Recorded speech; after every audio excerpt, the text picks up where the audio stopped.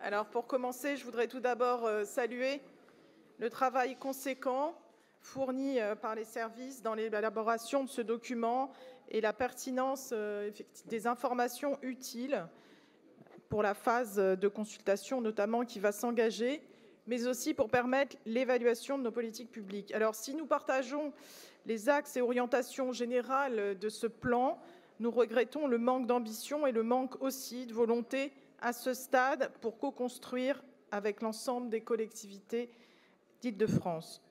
Aussi, notre institution doit assurer son rôle d'impulsion, d'animation, et il est nécessaire de renforcer les moyens de pilotage stratégique, mais aussi technique, avec les territoires, comme le propose d'ailleurs le Césaire.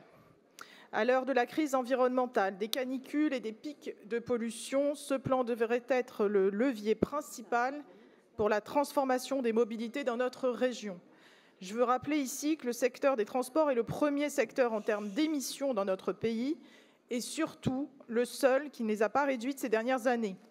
Dès lors, si le volume global de déplacements quotidiens s'annonce constant, nous ne pouvons pas accepter un plan de mobilité qui ne porte pas l'ambition nécessaire en matière de report modal.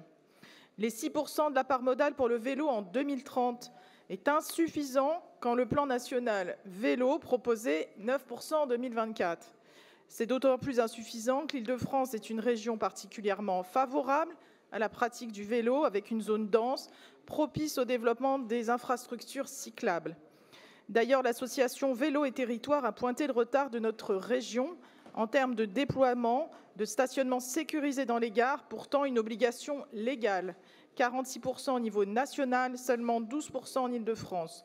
Nous en débattrons d'ailleurs la semaine prochaine en conseil d'administration d'Île-de-France Mobilité. Aussi, la très faible progression des transports collectifs, autour de 22% de part modale, démontre un manque d'ambition de la politique régionale et surtout des actions à déployer pour améliorer le droit à la mobilité pour les personnes à mobilité réduite, notamment, alors même que nous avons un réseau appelé à encore davantage se densifier avec la mise en service progressif du Grand Paris Express et une urbanité particulièrement forte dans le secteur de la métropole. Nous demandons que soient revus donc les objectifs de report modal proposés avant de soumettre le présent plan de mobilité au vote de notre Conseil. Il est préférable de prendre plus de temps pour arriver à un document cadre qui puisse satisfaire l'ensemble des acteurs plutôt que de se précipiter et de ne pas être au rendez-vous de l'urgence écologique.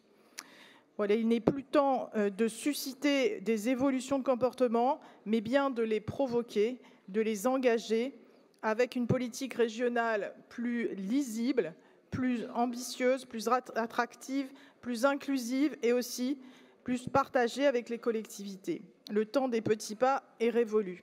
Je vous remercie.